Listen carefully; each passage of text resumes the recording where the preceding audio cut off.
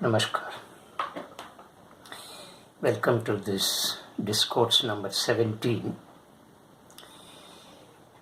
And in the previous discourse, we examined the three dimensions of mind: ordinary mind, intellectual mind, and imaginative mind.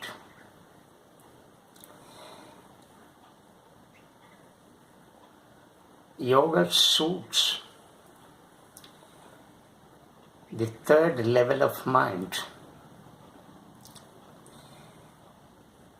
that is imaginative mind, which is known as artistic mind, because people who have this kind of mind are deeply sensitive.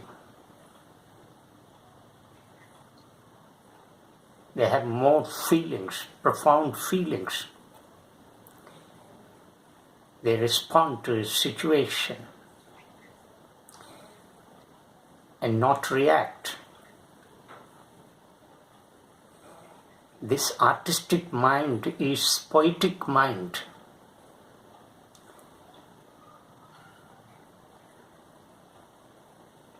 And if we have this poetic mind,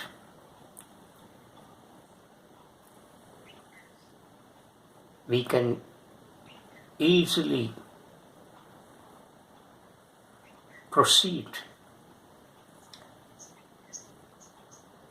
step by step in yogic life.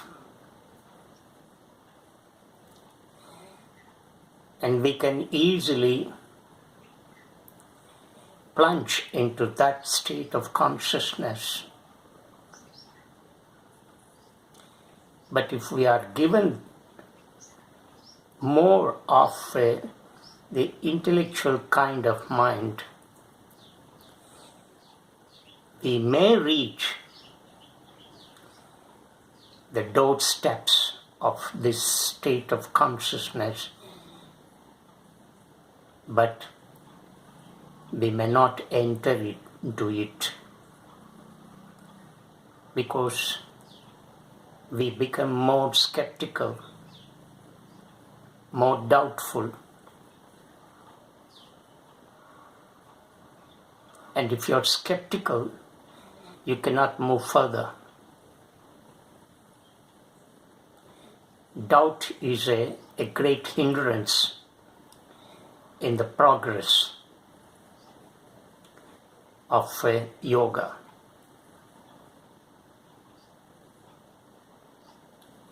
It creates a great obstacle in the sadhana. What we need here is faith, immense faith, and the doubt should be replaced by this immense faith. And faith can take you beyond that, beyond these doorsteps.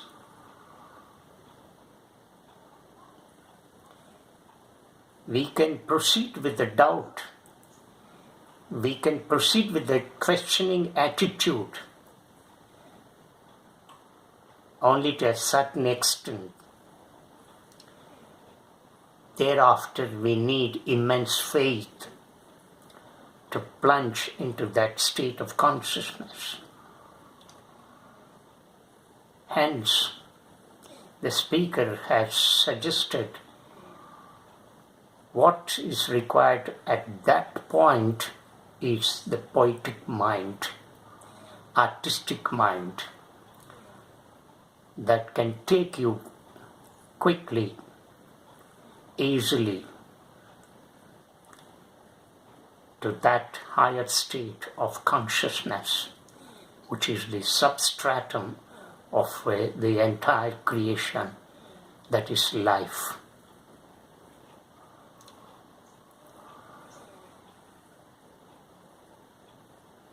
In the sutra, we have also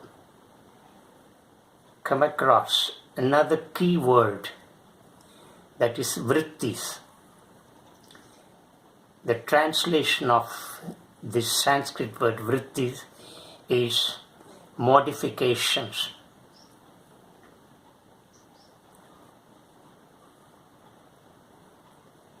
The content of the mind, that is in the form of thoughts, memory, imagination, and so on, can be equated with the content, that is pratyaya in Sanskrit. This content constantly modifies.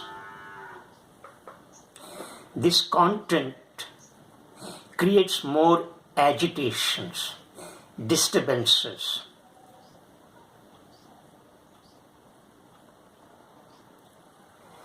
Patanjali has identified these vrittis, these modifications, as of 5 kinds.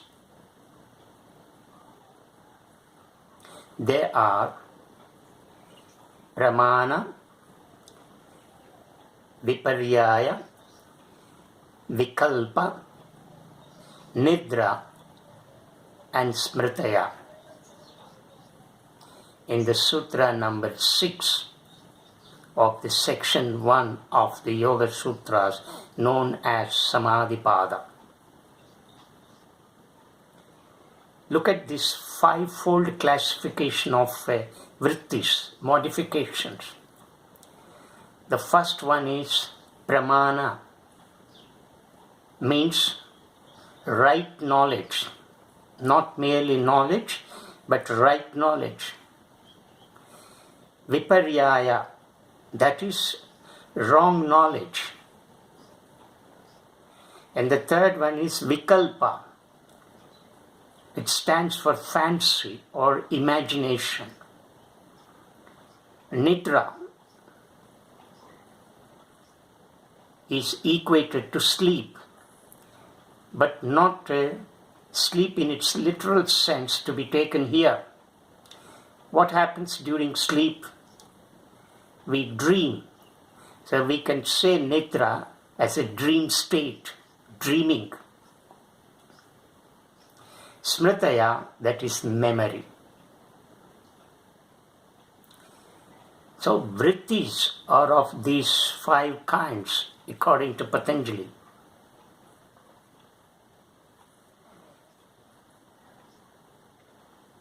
Pramana and Viparyaya, that is, right knowledge and wrong knowledge, are derived from the direct contact with the objects.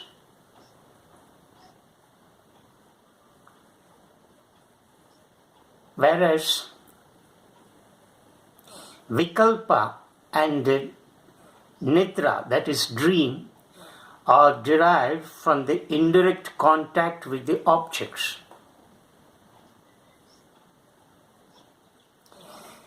And memory, that is Smritaya, is a reproduction of what has happened during the wakeful state.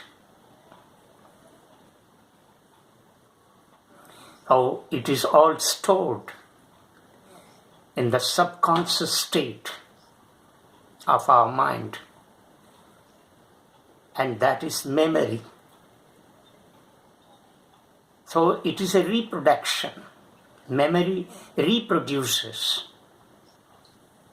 what has been experienced in the wakeful state.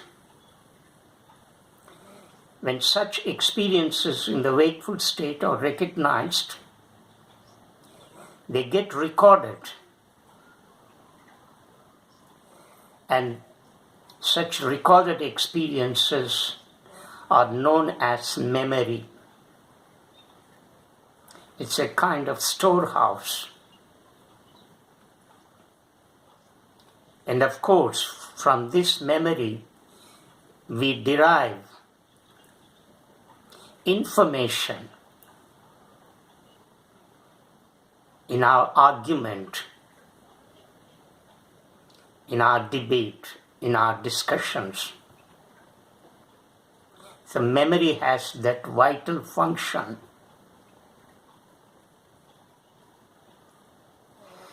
Let's first take the Pramana.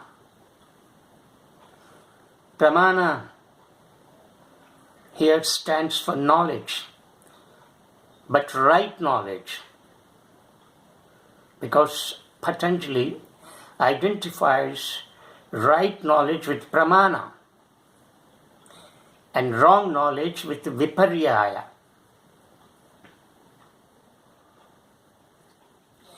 What is knowledge? Knowledge is information. Information is a noun. The verb form of information is to inform. We are informed of something about the objects and things, concrete or abstract. When we are told about something about these concrete and abstract things and objects, they are nothing but facts. So knowledge is information. Information is nothing but facts about some objects and things. But Patanjali here refers to the right knowledge. It is a one sort of modification, one kind of Vrittis.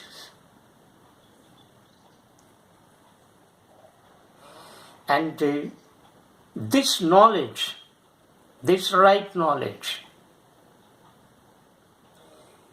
causes modification. But how is this right knowledge derived? Patanjali identifies three sources. They include Pratyaksha, Anumana, and Agama. Pratyaksha, Anumana, Agama, Pramanani. That is what Sutra number 7 says. How this right knowledge is derived. So these are the three fundamental sources from which right knowledge is derived. What is the first source? The first source is Pratyaksha, that is direct contact. Anumana is called inference.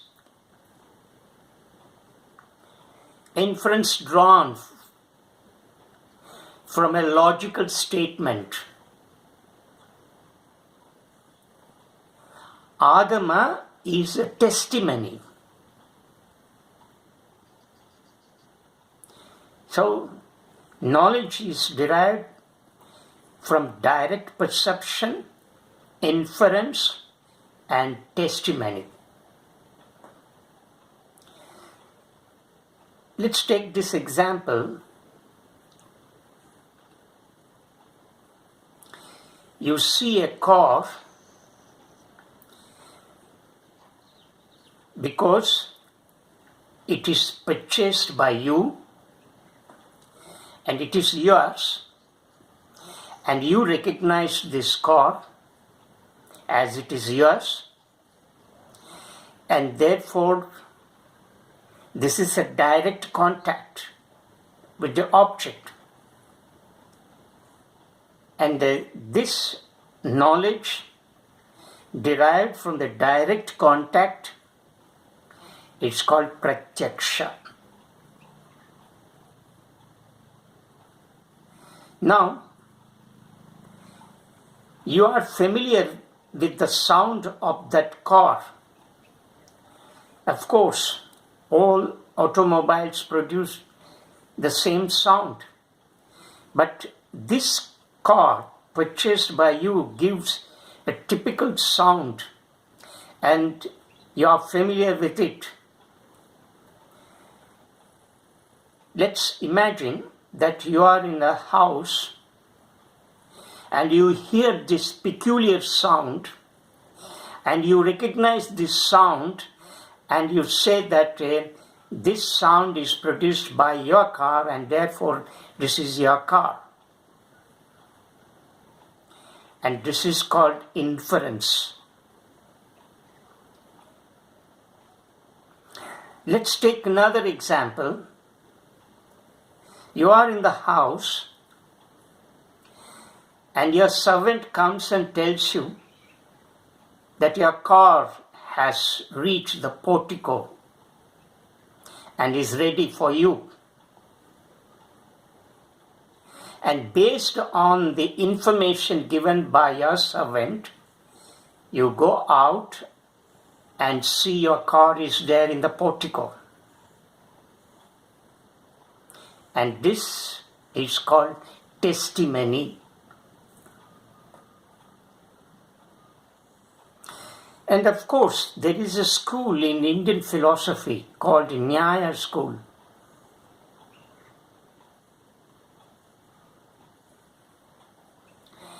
And this Nyaya school introduces another element called a comparison, that is oparitik.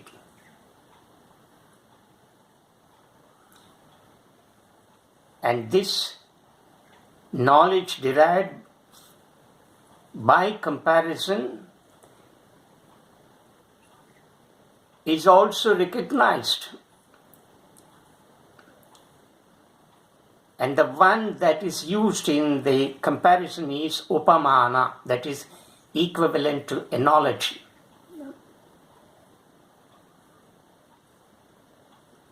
As for instance, someone has given you the description of a buffalo, how a buffalo looks, the color of the skin, that it has two horns, twisted horns. Its skin is very thick, ashy in color, and it is very strong. It moves lazily. It is a vegetarian animal. It lives on the grass, and so on. But you have not seen the buffalo. So with the description given by someone, you form an image in your mind. And it is there in your memory. And one day you go to the forest. You see an animal, and the animal's features correspond to the description given by someone. And immediately, if the features that you see, the features of a buffalo that you see in the forest match the description given by your master, then you would say this is a buffalo. So this is called comparison. So knowledge also is derived from this. But Patanjali does not include this. He includes only three categories. That is pratyaksha, that is direct perception. The second is anumana, that is inference. And the third is testimony, that is agama. So these three constitute right knowledge. In other words, right knowledge is derived from these three sources. And this knowledge is valid. Patanjali says, whether knowledge is valid or invalid, it causes modification. This is what Patanjali is trying to say in the sutra. Because the sutra, in the sutra that we have learned in the previous discourse, so discourse number 15, Yoga Chitta Vritti Nirodha. So, the point here is how to eliminate the vrittis. When the vrittis are eliminated, there actually is no mind. It is a no-mind state. In other words, Patanjali identifies mind with vrittis. I have already explained vrittis. What are these vrittis? How vrittis are formed. Vrittis are here nothing but the content of mind.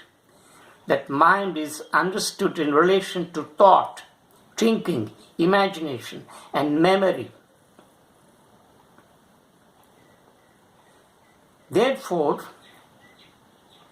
if these vrittis are checked, totally eliminated, although it is an impossible task, Patanjali uses the word control, but control, as the speaker has already warned you, is a dangerous word. When you try to control something, it bounces. It results in conflict. And where there is a conflict, you may have to invest more energy to resist it. Because controlling requires more energy. More energy is being invested means more energy is being lost. So control is an improper word there.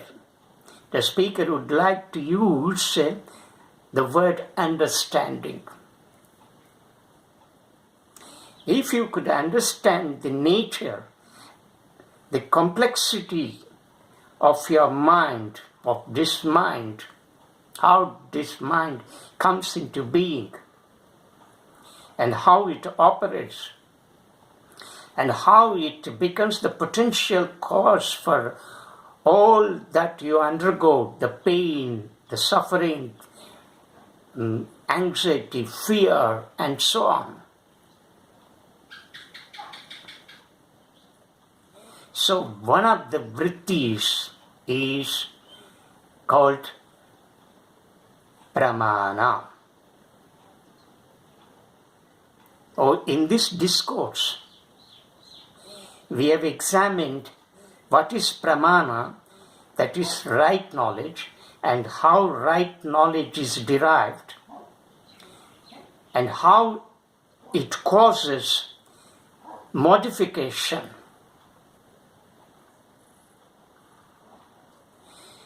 Whether it is right or wrong, whether it is valid or invalid knowledge, it creates vibration. Because for Patanjali, there is nothing like right or wrong. Every piece of knowledge causes vibration, modification. So, in this discourse, we have examined one such modification, that is Pramana, and how Pramana is derived, that is right knowledge. The speaker will explain the other 4 modifications in the next discourses. Namaskar.